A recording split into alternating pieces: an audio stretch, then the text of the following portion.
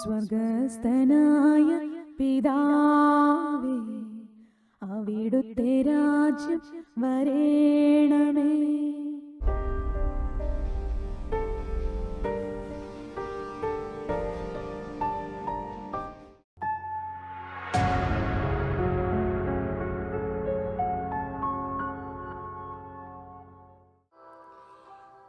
ഈ 25-ാമത്തെ ആഴ്ചയിലൂടെ നാം ചിന്തിക്കുന്നത്, ഇന്നലെയൊക്കെ നമ്മൾ ചിന്തിച്ചു, ഈ ഭൂമിയിൽ നന്മയും തിന്മയും പ്രവർത്തിക്കുന്നുണ്ട്.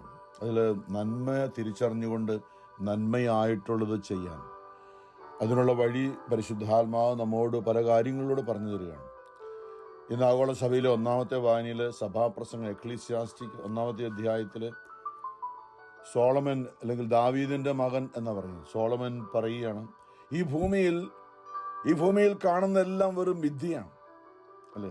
നമ്മൾ ചെറുപ്പമായിരുന്നപ്പോൾ നമ്മൾ ജീവിതം ആസ്വദിക്കാമെന്ന് കരുതി അല്ലേ, ജീവിതം എന്നും ഇങ്ങനെ പോകും എന്ന് നമ്മൾ കരുതി. ഒരിക്കലും പ്രായമൊന്നും ആകത്തില്ല.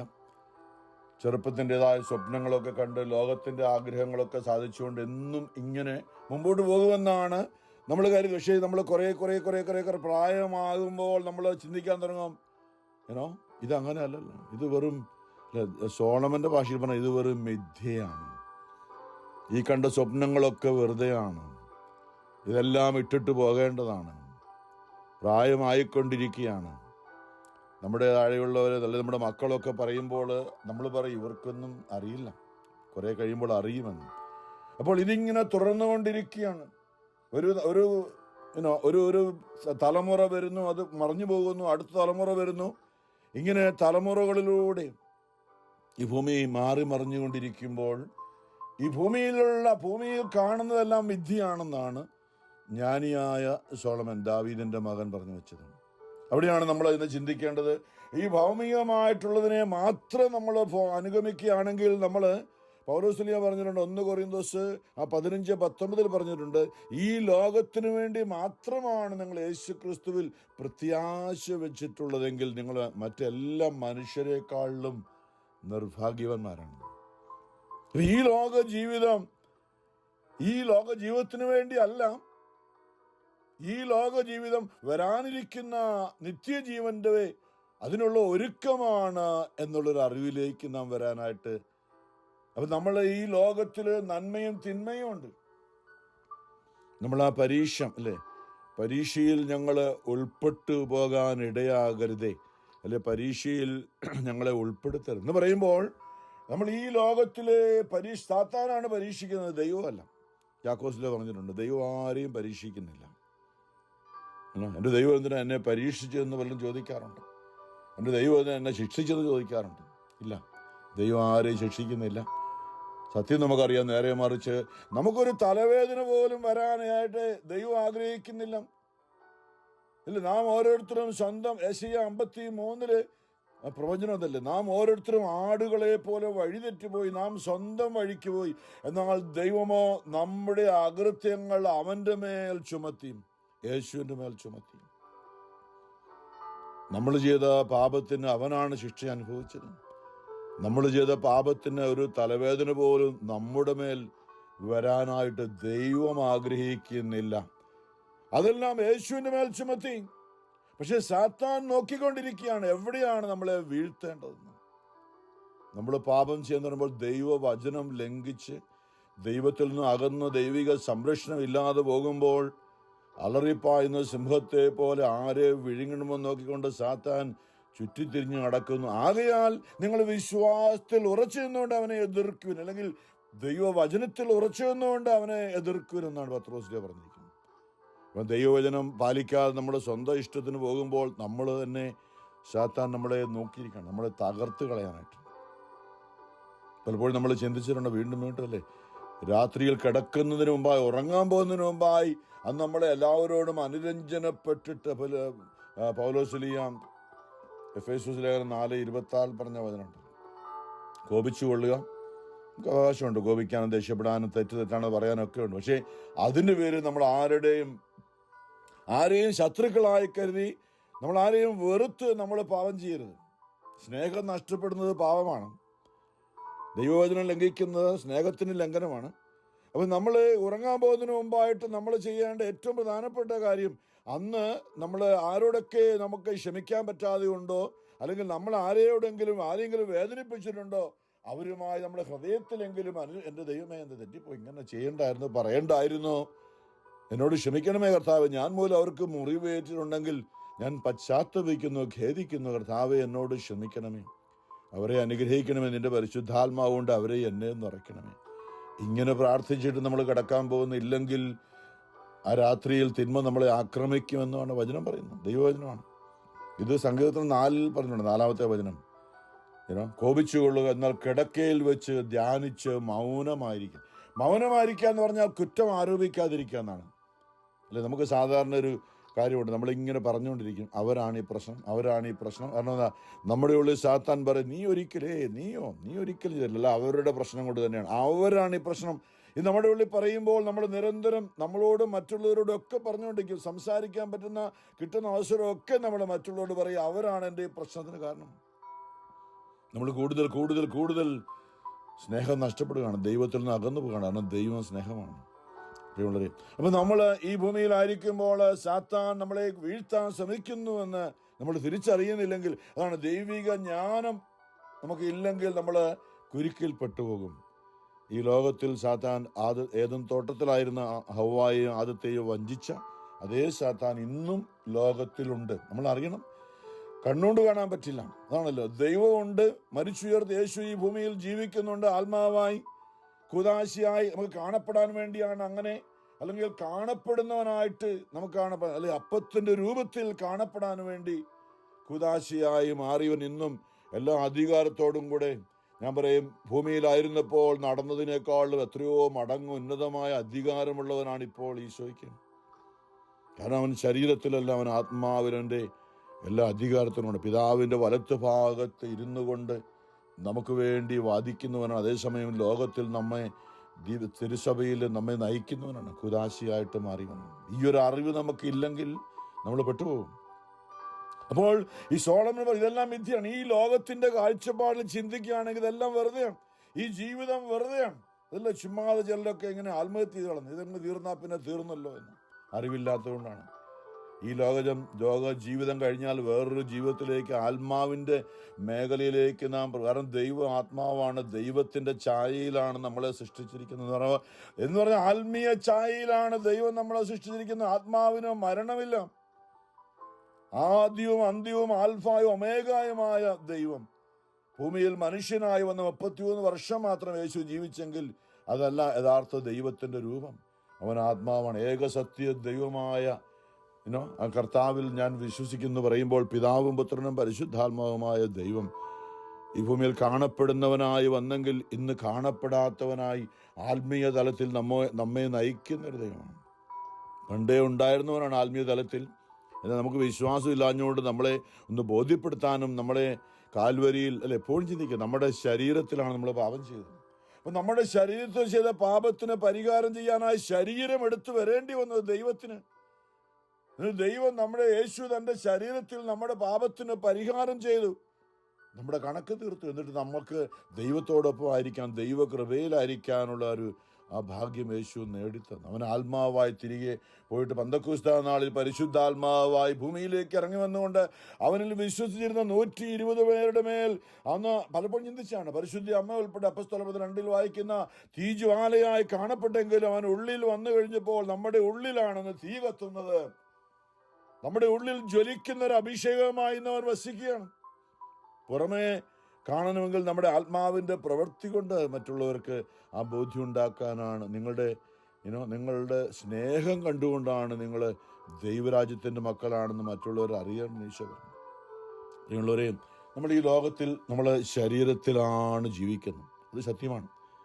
പക്ഷെ നമ്മളുടെ ഈ ലോകത്തിൻ്റെ ശരീരം കൊണ്ട് തീരുന്നതല്ല ജീവിതം എന്നുള്ള ഒരു സത്യമാണെന്ന് അല്ലേ. ഇതെല്ലാം മിഥ്യയാണ്. നമ്മൾ ജനിച്ചു, നമ്മൾ വളർന്നു, എന്തെല്ലാം കാര്യങ്ങൾ ചെയ്തു അല്ലേ. ഇപ്പം ഒന്നും ചെയ്യാൻ പറ്റുന്നില്ല, പ്രായമായി നടക്കാൻ പറ്റുന്നില്ല, ഇനി എന്നാണ് മരിക്കുന്നതെന്ന് ഓർത്തിരിക്കുകയാണ്. നമ്മൾ പറയും ഇതെല്ലാം വെറുതെ ആണിപ്പോയല്ലോ, ഇതെല്ലാം വെറുതെ ആയിപ്പോയല്ലോ എന്ന് പറയുമ്പോൾ ഇല്ല, അത് വെറും മാനുഷികമായ ചിന്തയാണ്. പക്ഷേ നമ്മൾ ആത്മാവിൽ ഇനിയും ജനിക്കാൻ പോവുകയാണ്, നിത്യതയിലേക്ക്, നമ്മുടെ മരണം കഴിയുമ്പോൾ എന്നുള്ള ഒരു അറിവിലേക്ക്. അതാണ് ദൈവിക ജ്ഞാനം. ആ ഒരു അറിവിലേക്ക് നമ്മൾ വരുന്നില്ലെങ്കിൽ നമ്മുടെ ജീവിതം ആകെപ്പാടെ നിരാശയും, അല്ലേ? ഇതെല്ലാം വെറുതെ ആയതുകൊണ്ട് അനേകരുടെ ജീവിതം നിരാശയിലാണ്. കാരണം എന്താ? ഈ ജീവിതം കൊണ്ട് തീരുന്നുണ്ട്. ഞാൻ ഉണ്ടാക്കിയ സമ്പത്തെല്ലാം അവരും കൊണ്ടുപോയി, എൻ്റെ ജീവിതം വെറുതെ ആയി. അല്ലെ എൻ്റെ മക്കളെന്നെ നോക്കുന്നില്ല, അല്ലെ എൻ്റെ ഭാര്യ എൻ്റെ ഭർത്താവിനെ സ്നേഹിക്കുന്നില്ല, അല്ലെ എനിക്കിന്ന് രോഗമാണ്, ഇങ്ങനെ ഞാൻ മരിച്ചു പോകും എന്നൊക്കെ പറഞ്ഞ് ചിന്തിക്കുമ്പോൾ ഇത് തീരേണ്ടതാണ്. ഇല്ല, ഇത് തീരേണ്ടതാണ്. ഈശോ നമ്മളെ വളരെ വ്യക്തമായിട്ട്, ഈശോ യോഹന്നാന്റെ സുവിശേഷം 6-ാമത്തെ അധ്യായത്തിൽ ഈശോ നമ്മളെ പഠിപ്പിച്ച ആ ഒരു കാര്യമുണ്ടല്ലോ. ഈശോ പറഞ്ഞത് എന്താ? യോഹന്നാൻ 6:63 ആത്മാവാണ് ജീവൻ നൽകുന്നത്, ശരീരം ഒന്നിനും ഉപകരിക്കുന്നില്ല. ദൈവം മനുഷ്യനെ വന്നപ്പോൾ ശരീരം എടുത്തു വന്ന് പറഞ്ഞ ദൈവം പറയാം, ശരീരത്തിൽ വന്ന ദൈവം പറയാണ്, ഈ ശരീരം കൊണ്ട് ഒരു പ്രയോജനമില്ല. വാഴക്കൊല ഉണ്ടായി കഴിയുമ്പോൾ വാഴ വെട്ടിക്കൂട്ടുന്നത് പോലെ ആ വാഴക്കൊലയും കൊണ്ട് പോകുമെന്ന് പറഞ്ഞ പോലെ നമ്മുടെ ഉള്ളിലെ ആത്മാവിനെയും കൊണ്ട് ദൈവം പോയി ശരീരം മണ്ണായിത്തീരുകയാണ്. ഈ ശരീരത്തിന് വേണ്ടി സമ്പാദിച്ചതെല്ലാം ഇവിടെ ഇല്ലാതായി തീരുകയാണ്. എന്തെല്ലാം ബാങ്കിലുണ്ട്, എന്തെല്ലാം ലോക്കറിലുണ്ടോ, എന്തെല്ലാം എവിടെയെല്ലാം ഉണ്ട്, അതെല്ലാം വെറുതെയാണ്. പക്ഷെ നമ്മൾ അതിനു വേണ്ടി ഓടുന്നല്ലേ? കാരണം എന്താ? നമ്മുടെ ഉള്ളിൽ ഇങ്ങനെ ചിന്തകൊണ്ട് ഇതുണ്ടെങ്കിലേ പിടിച്ചു നിൽക്കാൻ പറ്റുള്ളൂ, അല്ലേ? പിടിച്ചു നിൽക്കാൻ തൽക്കാലം പിടിച്ചു നിൽക്കാൻ പറ്റും ലോകത്തിൽ. പക്ഷേ അതില്ലാത്ത, അല്ലെ ഉള്ളവർ പലതും ഇല്ലാതാക്കി സ്വയം പരിത്യജിച്ച് എന്ന് ഈശോ പറഞ്ഞു. ആരെങ്കിലും എന്നെ അനുഗമിക്കാൻ ആഗ്രഹിക്കുന്നെങ്കിൽ അവൻ സ്വയം സ്വന്തം കുരിശെടുത്ത്. ഇന്നലെ നമ്മൾ ചിന്തിച്ചല്ലേ, സുഭാഷിതങ്ങളിൽ 30-ാമത്തെ അധ്യായത്തിൽ ഇന്നലെ സോളമൻ പറഞ്ഞ ആ ഒരു വലിയ ചിന്തയുണ്ട്, അല്ലെ? സുഭാഷിതങ്ങൾ 30-ാമത്തെ അധ്യായത്തിൽ 8-ാമത്തെ വചനം എന്താ? ദൈവമേ, ദാരിദ്ര്യമോ സമൃദ്ധിയോ, സമൃദ്ധി എനിക്ക് വേണ്ടെന്നാ പറഞ്ഞു. നമ്മൾ ആഗ്രഹിക്കുന്നത് അങ്ങനെ പണം മതി, പണം പണം പണം, സമൃദ്ധി, ഇല്ലേ? 2 ലക്ഷം അല്ലെ 2 കോടി, എത്രയാണ് ഇന്നിപ്പം മില്യൺ ബില്യൺ ബില്യൺ. അപ്പൊ അത്രയൊക്കെ ഉണ്ടെങ്കിൽ എൻ്റെ ജീവിതം സന്തോഷമാകുമെന്ന് പറയുമ്പോൾ ഇല്ല. അതുമൂലം ഞാൻ ദൈവത്തിൽ നിന്നകുന്ന സാത്താന്റെ കെണിയിൽപ്പെട്ടു പോകാൻ സാധ്യതയുണ്ട്. ഞാൻ മറ്റുള്ളവരെ വെറുക്കാൻ സാധ്യതയുണ്ട്. ഞാൻ സമ്പന്നനാണെന്ന് പറഞ്ഞ് മറ്റുള്ളവരെ ഇടിച്ചു താഴ്ത്താൻ സാധ്യതയുണ്ട്. സ്നേഹം ആയി എല്ലാവരുമായിട്ട് ജീവിക്കേണ്ടതിന് പകരം സമ്പത്തിന്റെ പേരിൽ ഞാൻ അനേകരെ വെറുക്കാൻ സാധ്യതയുണ്ട്. അതുകൊണ്ട് ദൈവമേ, എനിക്ക് സമ്പൽ സമൃദ്ധി തരരുതേ. ദൈവമേ, എനിക്ക് സമ്പൽ സമൃദ്ധി തരരുതേ. എനിക്ക് ദാരിദ്ര്യവും തരരുതേ. ദാരിദ്ര്യത്തിൽ വന്ന് ഞാൻ മോഷ്ടിക്കാനിടയാകരുതേ. അന്നന്ന് വേണ്ടുന്ന ആഹാരം ഓരോ ദിവസവും കൃത്യമായിട്ടുള്ളത് മതി. ഇതാണ് ഭൂമിയിലെ ജീവിതത്തിൽ നമ്മളെ പഠിപ്പിക്കുന്നത്. സോളമൻ പറഞ്ഞത് എന്താ? ഇതെല്ലാം മിഥ്യയാണ്. പക്ഷേ ലോകത്തിന്റെ കാഴ്ചപ്പാട് ഇതെല്ലാം മിഥ്യയാണ്. പക്ഷേ വരാനിരിക്കുന്ന നിത്യതയിലേക്ക് നോക്കുമ്പോൾ ഇതെല്ലാം വലിയ ഒരു കാര്യത്തിനു വേണ്ടിയുള്ള കാര്യങ്ങളാണ് ഈ ഭൂമിയിലായിരിക്കുന്നത്. അല്ലെ? ഇന്ന് ഇല്ലിനോയ് സ്റ്റേറ്റിന് വേണ്ടി ഷിക്കാഗോയിൽ നിന്ന് മേരി ജേക്കബും, അല്ലെ, മേരിയും കുടുംബവും നന്ദി പറയുന്ന കുടുംബത്തെ ഓർത്ത് ഈശോയുടെ സ്നേഹത്തിൽ നമ്മുടെ ജ്ഞാനത്തിന്റെ പുസ്തകം 16-ാമത്തെ അധ്യായത്തിൽ ഒരു വചനം ഓർപ്പിച്ചു. അതായത് നമ്മൾ എല്ലാ ദിവസവും പ്രഭാതത്തിൽ എഴുന്നേറ്റ്, ജ്ഞാനം 16:25 എല്ലാ ദിവസവും നമ്മൾ പ്രഭാതത്തിൽ എഴുന്നേറ്റ് ദൈവികമായ വചനത്തിൽ വളരുവാനായിട്ട്, ദൈവിക ജീവനിൽ ദൈവം, അവിടെയാണ് ജ്ഞാനത്തിന്റെ പുസ്തകത്തിലാണ് നമ്മൾ സൃഷ്ടിച്ചതൊക്കെ. അങ്ങനെയാണ് ഞാൻ 2-ൽ പറഞ്ഞിട്ടുണ്ട്. തൻ്റെ അനശ്വരതയ്ക്ക് വേണ്ടി, തൻ്റെ അമർത്യതയ്ക്ക് വേണ്ടിയാണ് നമ്മൾ എന്നൊരു ആത്മാവിൻ്റെ മേഖലയിലാണ് പറയുന്നത്. അപ്പം നമ്മൾ ഈ പ്രഭാതത്തിൽ, ഓരോ പ്രഭാതത്തിൽ എഴുന്നേറ്റ് ദൈവത്തെ സ്തുതിക്കണമെന്നുള്ളത് ദൈവത്തിൻ്റെ ഒരു വിജ്ഞാപനമാണ്. ദൈവ ആത്മാവിൽ നമ്മുടെ നിത്യതയ്ക്ക് എന്ന് പറയുന്നത് നമ്മുടെ ആത്മാവിന് വേണ്ടി, ശരീരത്തിന് വേണ്ടിയല്ല. ശരീരത്തിന് വേണ്ടിയാണ് സുഖമായിട്ട് കിടന്നുറങ്ങാം. ശരീരത്തിന് സുഖമെന്ന്, കാരണം വേറെ പണിയൊന്നുമില്ല. ഈ രാവിലെയൊക്കെ എഴുന്നേറ്റല്ല സുഖമായിട്ട് കിടന്ന് ഉറങ്ങേണ്ട സമയത്താണ് ഇവരൊക്കെ വേറെ പണിയൊന്നുമില്ല. രാവിലെ മറ്റുള്ളവരെ ബുദ്ധിമുട്ടിക്കാണെന്ന് പറയും. അത് രാവിലെ ഷിക്കാഗോയിലുള്ളവരിന്ന് രാവിലെ 3:30 എഴുന്നേറ്റാണ്. അവിടുത്തെ 4 മണിക്കാണ് പ്രാർത്ഥന തുടങ്ങുന്നത്. ന്യൂയോർക്കിൽ 5 മണി എന്ന് പറയുമ്പോൾ ഇതിൽ കേട്ട് കഴിഞ്ഞാൽ ഇതുവരെ മണ്ടത്തരം, ഇവർക്ക് വേറെ പണിയൊന്നുമില്ല.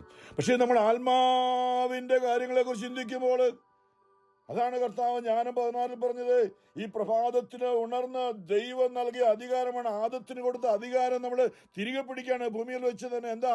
സൃഷ്ട പ്രപഞ്ചത്തിന് മേൽ ആദത്തിന് ദൈവം അധികാരം കൊടുത്തു. നമ്മൾ ഇന്ന് കൊടുങ്കാറ്റും മഴയും മഴക്കാരും പേമാരിയും വെള്ളപ്പൊക്ക് നമ്മളെ അടിച്ച് അമർത്തുമ്പോൾ അതിൻ്റെ മേൽ അധികാരമുള്ളവനായ യേശുവിൻ്റെ ആത്മാവ് നമ്മുടെ ഉള്ളിൽ ഉണ്ടായിരിക്കണം നമുക്കിന്ന് മുമ്പോട്ട് പോകാനായിട്ട്, അല്ലേ? റോമറിൽ പൗലോസ് പറഞ്ഞൊരു കാര്യമുണ്ടല്ലോ, പ്രപഞ്ചം പോലും ഓരോ മനുഷ്യനിലേക്ക് നോക്കിയാണ് എന്താ അവരിൽ പ്രപഞ്ചം പോലും ദൈവമക്കളുടെ വെളിപ്പെടുത്തലിന് വേണ്ടി ആകാംക്ഷയോടെ ഈറ്റുനോവെടുത്ത് കാത്തിരിക്കുന്നു. പ്രസവേദന അനുഭവിക്കുന്നത് പോലെ എവിടെയെങ്കിലും ഒരു മനുഷ്യന്റെ ഉള്ളിൽ ദൈവത്തിന്റെ ആത്മാവുണ്ടോ എന്ന് പ്രപഞ്ചം നോക്കുകയാണ്. ഇതിനുള്ളൊരു ഞാൻ ഇടയ്ക്ക് ഓർപ്പിച്ചു ഫ്രാൻസിസ് അസീസിയെ കുറിച്ച്. ഈ ഭൂമിയിൽ രണ്ടാം ക്രിസ്തു എന്ന് അറിയപ്പെടുന്ന അദ്ദേഹം ക്രിസ്തുവിന്റെ ചൈതന്യം അതുപോലെ ഉൾക്കൊണ്ട ഒരു വ്യക്തി. ഇന്നലെ ചിന്തിച്ച് പറയും അല്ലേ, സമ്പത്ത് കൊണ്ടല്ല ധന്യമാകുന്നത്, മനുഷ്യജീവിതം സമ്പത്ത് കൊണ്ടല്ല ധന്യമാകുന്നത്. അദ്ദേഹം ആദ്യമായിട്ട് ചിന്തിച്ച് യേശുക്രിസ്തു ദരിദ്രനായിട്ട് ജീവിച്ചവനാണ്. ഈ ഭൂമിയിൽ വേണമെങ്കിൽ എല്ലാം ആകാമായിരുന്നു, പക്ഷെ ദരിദ്രനായിട്ട് ജീവിച്ചവനാണ്.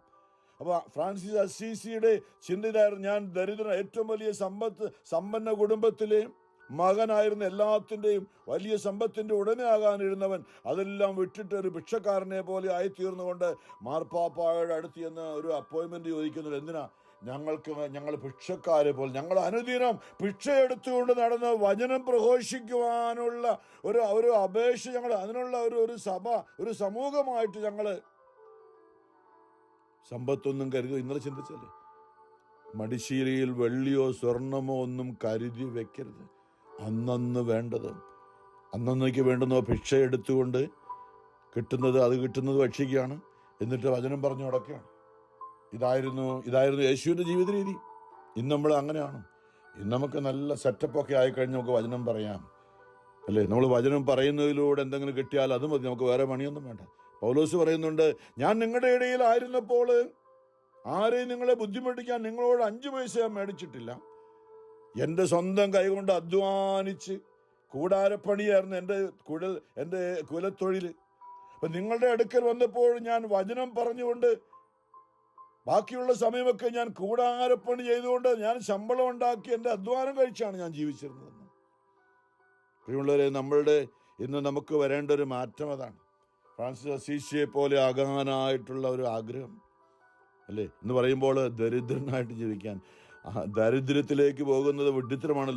അതാണ് പറഞ്ഞത്, ഈ ലോകത്തിന്റെ കാഴ്ചപ്പാടല്ല യഥാർത്ഥ കാഴ്ചപ്പാട്. പക്ഷെ നമ്മൾ അറിയാതെ ലോകത്തിന്റെ കാഴ്ചപ്പാടിലേക്ക് പൊയ്ക്കൊണ്ടിരിക്കുകയാണ്. അങ്ങനെയാണ് എല്ലാവരും അങ്ങനെ. പിന്നെ ഇപ്പം നമ്മളെന്ന് അവിടെയാണ് നമ്മുടെ പ്രശ്നം. നമ്മളെ ദൈവം വിളിക്കുന്ന അങ്ങനെയാണ്. എല്ലാവരും പോകുന്നവരെ ഒഴുക്കിക്കൂടെ ഒഴുകിപ്പോകുന്നവരല്ല, ഒഴുക്കിനെതിരെ നീന്താൻ. ഇതാണ് ദൈവവചനം അനുസരിച്ച് ജീവിക്കുവാനുള്ള ഒരു വിളിയാണ് നമുക്കുള്ളത്. അങ്ങേയറ്റം നമ്മളുടെ ജീവിതത്തിൽ എന്ന് പറയുമ്പോൾ നമുക്കുള്ളത് മറ്റുള്ളവരുമായിട്ട് സാധിക്കുന്നത് പോലെയൊക്കെ പങ്കുവെക്കാൻ. ഇന്നലെയൊക്കെ ചിന്തിച്ചില്ല, ചോദിക്കുന്നവർക്ക് കൊടുക്കുക, ഒന്ന് ഒഴിഞ്ഞു മാറരുത്. നിന്റെ കയ്യിലുണ്ടെങ്കിൽ കൊടുക്കുക. നമ്മൾ എല്ലാം പണമൊന്നുമല്ല, എല്ലാ കാര്യങ്ങളും നമ്മുടെ സമയവും സമ്പത്തും നമ്മുടെ ജീവിതമൊക്കെ മറ്റുള്ളവരുടെ നന്മയ്ക്ക് വേണ്ടി ചെലവഴിക്കാം. 33 വർഷം യേശു അതായിരുന്നു. രാവും പകലും കത്തിത്തീരുകയായിരുന്നു. കാരണം എന്താ? നിത്യതയായിരുന്നു കർത്താവിൻ്റെ. നമ്മൾ ഇന്ന് ചിന്തിക്കുന്ന ഈ വക ചിന്തകൾ നമ്മുടെ ഉള്ളിൽ നിന്ന് ഉൾക്കൊള്ളാം. അതായത് ഈ ലോകത്തിൽ നമുക്ക് ശരീരമുണ്ട്, എല്ലാം വേണം. ഞാൻ പറഞ്ഞു, ജോലി വേണം, പണം വേണം, വണ്ടി വേണം, കാർ വേണം, വീട് വേണം, മക്കളെ കെട്ടിക്കണം, അവരുടെ പഠന വിദ്യ എല്ലാം ഉണ്ട്. പക്ഷെ അതെല്ലാം ദൈവം കരുതി വെച്ചിട്ടുണ്ട്, അല്ലേ? ജെറമ്യ പറഞ്ഞു, നിങ്ങളെക്കുറിച്ച്, ജെറമ്യ 29 14 നിങ്ങളെക്കുറിച്ച് ഒരു പദ്ധതി എൻ്റെ മനസ്സിലുണ്ട്, അല്ലേ? നമ്മൾ പറയുമ്പോൾ വിഡിത്തമാണ്. ലോകത്തിൽ ഇങ്ങനെയൊക്കെ മതിയോ? കാരണം നമ്മളെ മക്കളുടെ കാര്യങ്ങളൊക്കെ നമ്മൾ അവർക്ക് വേണ്ടി ബാങ്കിലിട്ടു, അല്ലെ അവരുടെ ഭാവിക്ക് വേണ്ടി സുരക്ഷിതമാക്കി ഉറപ്പിക്കുന്നത് നമ്മൾ ദൈവമായ കർത്താവ്, ഞാൻ നിങ്ങളുടെ അപ്പനല്ലേ? ജെറമ്യ 3:19 എൻ്റെ മക്കളുടെ കൂടെ നിന്നെ പാർപ്പിക്കാനും ഏറ്റവും മനോഹരമായ ഒരു വീതം നിനക്ക് തരാനും ഞാൻ എത്രയേറെ ആഗ്രഹിച്ചു എന്ന് ദൈവമായ കർത്താവ് പറയാണ്. നമ്മളിന്ന് പലപ്പോഴും പറയും, എൻ്റെ അപ്പൻ എനിക്ക് വീതം തന്നില്ല, എല്ലാവർക്കും കൊടുത്തവർ എനിക്ക് തന്നില്ല എന്ന് പറയുമ്പോൾ കർത്താവ് പറയാണ്, ഞാൻ നിനക്ക് വീതം തരാൻ വേണ്ടി എത്രമാത്രം ആഗ്രഹിച്ചു.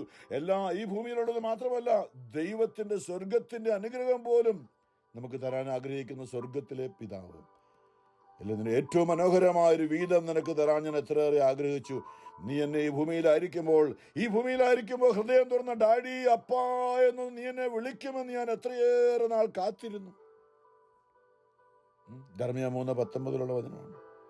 നമുക്ക് ദൈവമാണ് നമ്മുടെ പിതാവ്, എല്ലാം അറിയും. ഈശോ മത്തായിയിൽ പറഞ്ഞില്ലേ, ഇതെല്ലാം നിങ്ങൾക്ക് ആവശ്യമാണ്. സ്വർഗസ്വനായ മത്തായി 6-ാമത്തെ അധ്യായത്തിൽ ദൈവപരിപാലനം എന്ന് പറഞ്ഞാണ് 25 വചനം. ഇതെല്ലാം നിങ്ങൾക്ക് ആവശ്യമാണെന്ന് നിങ്ങളുടെ സ്വർഗത്തിലെ പിതാവിനറിയാം. നിങ്ങൾ ആദ്യം അവിടുത്തെ രാജ്യം എന്ന് പറയുമ്പോൾ നിത്യത, നമ്മുടെ ആണ് സ്വർഗരാജ്യം എന്നൊക്കെ പറയുമ്പോൾ ഈ ഭൂമിയിൽ ജീവിക്കുമ്പോൾ നമ്മളുടെ ആ അറിവുണ്ടായിരിക്കണം. നിത്യതയിലേക്ക് നമ്മൾ സ്വർഗത്തിൽ നിക്ഷേപം കരുതി വെക്കേണ്ടവരാണ്. നിങ്ങൾ ആദ്യം അവിടുത്തെ രാജ്യവും അവിടുത്തെ നീതി. ഈ പ്രഭാതത്തിൽ എഴുന്നേക്കുന്നതൊക്കെ ദൈവരാജ്യത്തിന്റെ ടൈം ടേബിളാണ് കേട്ടോ. നമുക്കിവിടെ നേരം വെളുക്കുന്നേ ഉള്ളൂ, അല്ലെ 8 മണി 9 മണി വരെ കിടന്ന് ഉറങ്ങാം, അത് ലോകത്തിന്റെ. പക്ഷേ ദൈവരാജ്യത്തിന്റെ ടൈം ടേബിൾ അനുസരിച്ച് എല്ലാവരും മാലാഖമാരൊക്കെ ഉറക്കമില്ലാത്തവനായി. അപ്പോൾ നമ്മൾ ഈ ഭൂമിയിൽ അവരോടുകൂടെ പങ്കുചേർന്ന നിമിഷമാണ്. അല്പം പ്രഭാതത്തിൽ എഴുന്നേറ്റ് ആദത്തിന് കൊടുത്ത അധികാരം വീണ്ടും തിരിച്ചു പിടിക്കുന്ന നമ്മൾ അല്പമൊക്കെ സ്വയം ഇല്ലാതാക്കി, ഉറക്കമൊക്കെ അല്പം നഷ്ടപ്പെട്ടാലും കുഴപ്പമില്ല, ദൈവരാജ്യത്ത് ഞാൻ സ്വന്തമാക്കിയാണെന്നുള്ള കാഴ്ചപ്പാടാണ്. നിങ്ങൾ ആദ്യമേ അവിടുത്തെ രാജ്യവും അവിടുത്തെ നീതിയും അന്വേഷിക്കുക, അതോടൊപ്പം മറ്റുള്ളവയെല്ലാം നിങ്ങൾക്ക് ലഭിക്കും. ഇത് കർത്താവ് പറഞ്ഞ വാക്കാണ്. നമ്മൾ ജോലി ചെയ്യേണ്ടെന്നോ അതൊക്കെ ചെയ്യണം, പക്ഷെ നമ്മൾ അതിനുവേണ്ടി തലപുകഞ്ഞ് ഓടാൻ ആവശ്യമില്ല.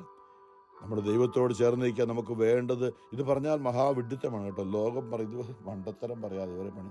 ഞാൻ പഠിച്ച നല്ല ഡിഗ്രിയൊക്കെ എടുത്തതുകൊണ്ടാണ് ഇന്ന് അമേരിക്കയിൽ വന്നത്. അമേരിക്കയിൽ വന്നാലും ജോലിയൊക്കെ കിട്ടിയതുകൊണ്ടാണ് എത്രയോ കാശൊക്കെ അതിലുള്ളത്. അതുകൊണ്ടാണ് പ്രിയമുള്ളവരെ, ഇതൊരു മണ്ടത്തരമാണ്. ഞാൻ പറയും, നാട്ടിൽ എത്രയോ പേർ നമ്മളെക്കാൾ സുഖമായി ജീവിക്കുന്നു.